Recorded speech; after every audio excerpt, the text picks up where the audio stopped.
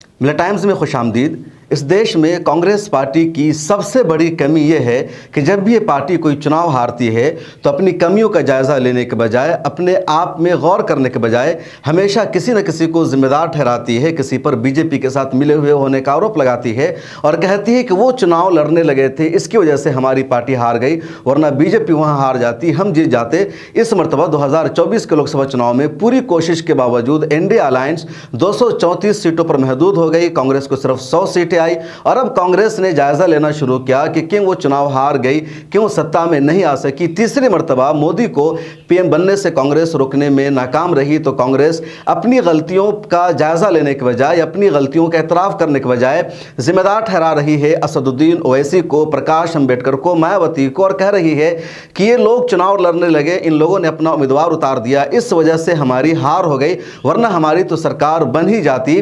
और सुप्रिया श्रीनेट जो कांग्रेस की नेशनल स्पोक पर्सन है, एक बड़ा नाम है कांग्रेस में, उसने इन दोनों एक ऐसा ही ट्वीट किया है और इस ट्वीट का मजाक उड़ रहा है। सुप्रिया श्रीनेट ट्वीट करके महाराष्ट्र के बारे में, इसी तरह उत्तर प्रदेश के बारे में कह रही है कि यहाँ पर असदुद्दीन ओवैसी ने अपना उम्मीदवार उतार दिया था, वहाँ पर मायावती ने उतार दिया था, वहाँ पर प्रकाश अंबेडकर ने उतार दिया था, इस वजह से कांग्रेस की या इंडिया अलायंस की सीटें कम हो गई, वरना सीटें और ज़्यादा बढ़ती और बीजेपी यहाँ तक नहीं पहुँच पाती।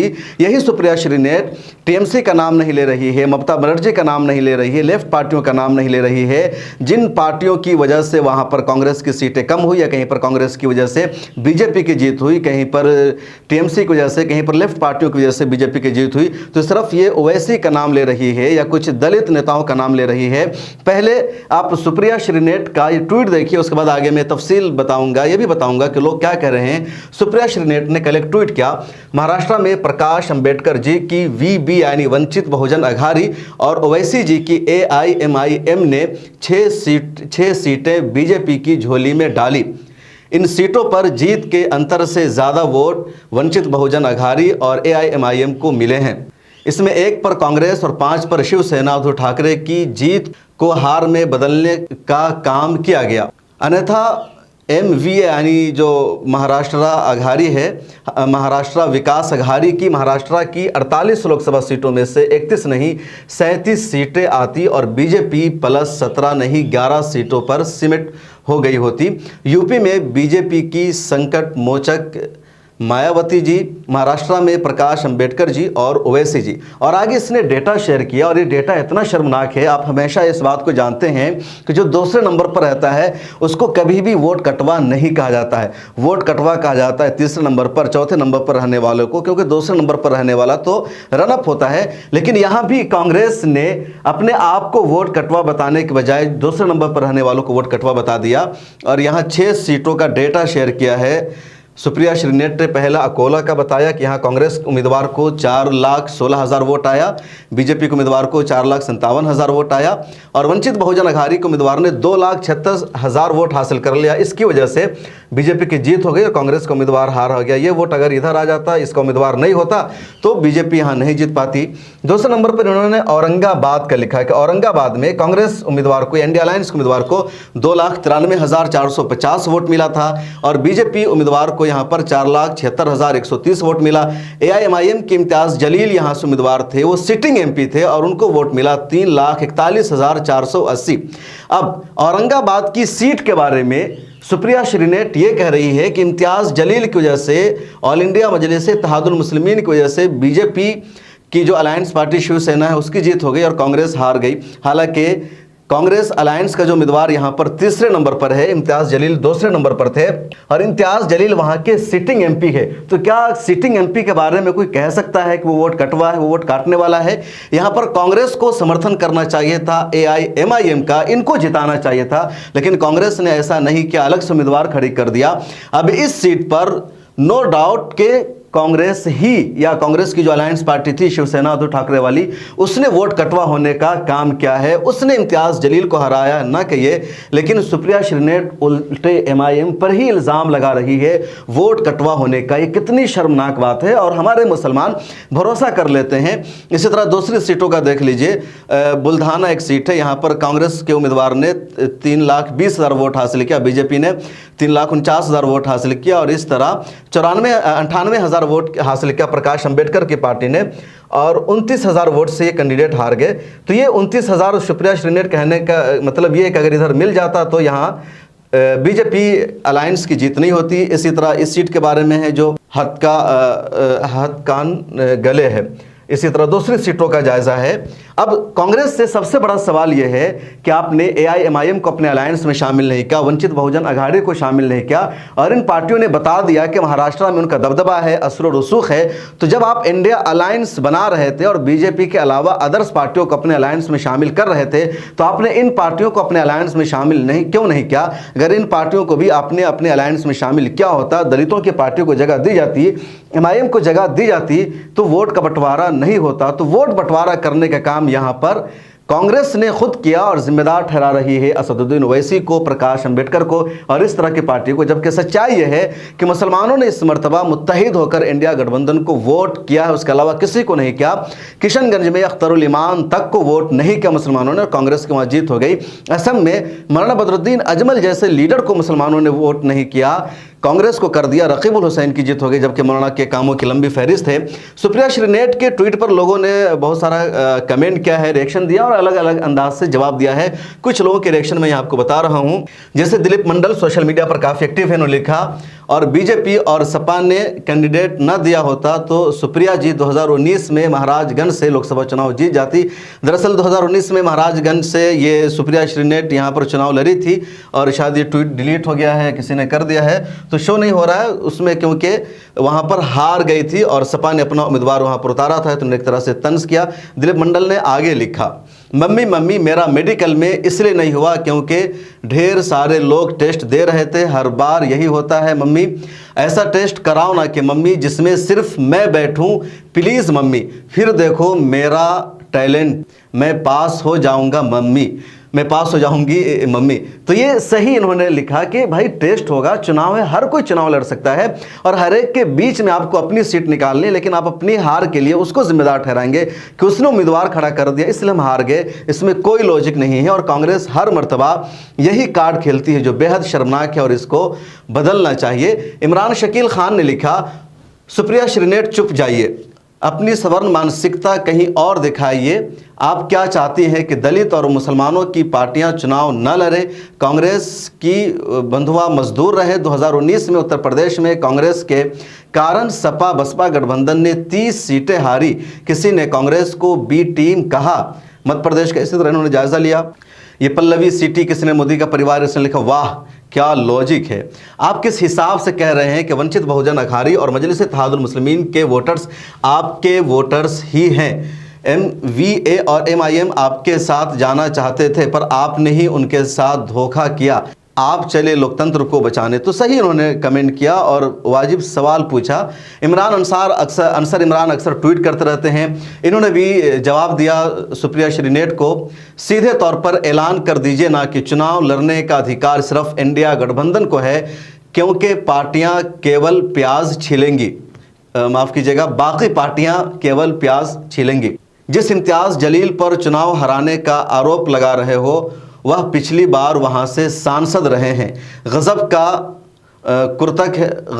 कुर्तक है कि वह अपनी सीट छोड़कर कांग्रेस को गिफ्ट कर दे। यकीनन ऐसा कैसे पॉसिबल है भाई, जो सिटिंग MP है वो चुनाव न लड़े और आपको कह दे कि आप लड़ो, और आपने उनको अलायंस तक में शामिल नहीं किया। तो ये इनकी सच्चाई रही है। ये सलीम सारंग उन्होंने लिखा, आप सो कॉल्ड सेकुलर पार्टी ने एक भी मुस्लिम उम्मीदवार नहीं दिया, जिसने दिया उसके बारे में भी आपको दिक्कत है।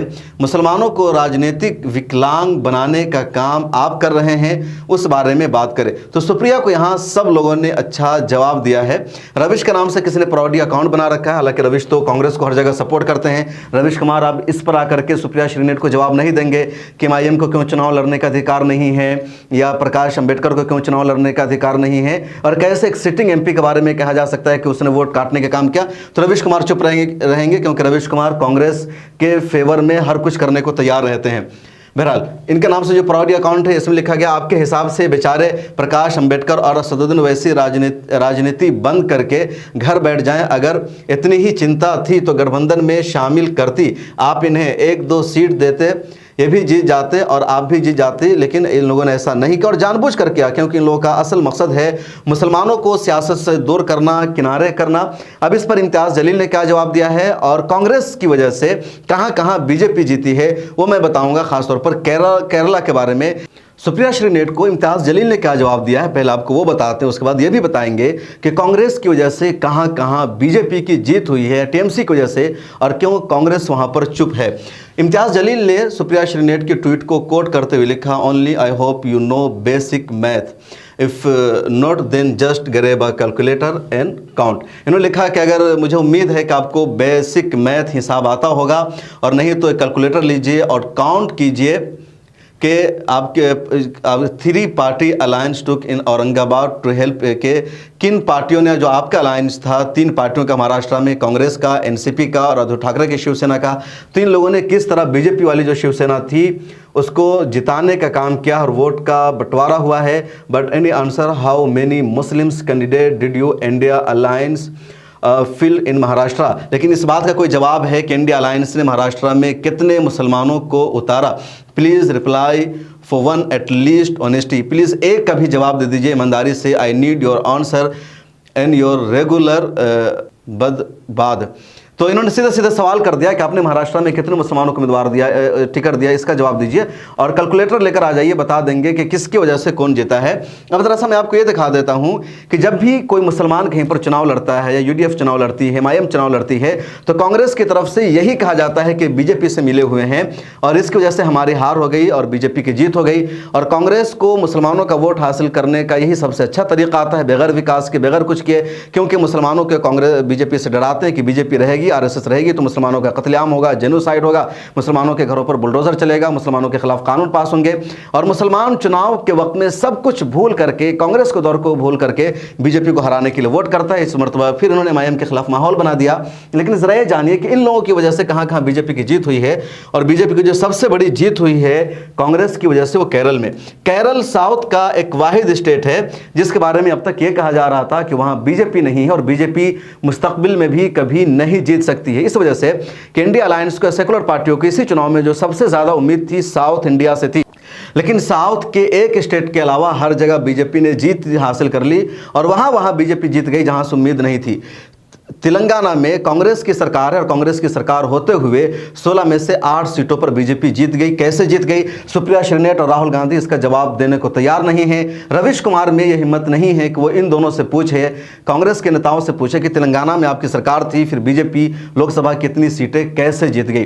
कर्नाटका में कांग्रेस की सरकार है, अभी हाल ही में जीत हुई है और वहां भी कांग्रेस की डबल सीटें बीजेपी जीत गई। कैसे बीजेपी ने कर्नाटका में इतनी बड़ी कामयाबी हासिल की, कोई जवाब नहीं है। आंध्र प्रदेश में पूरा का पूरा बीजेपी जीत जाती है, ये कोई कांग्रेस से पूछने वाला नहीं है।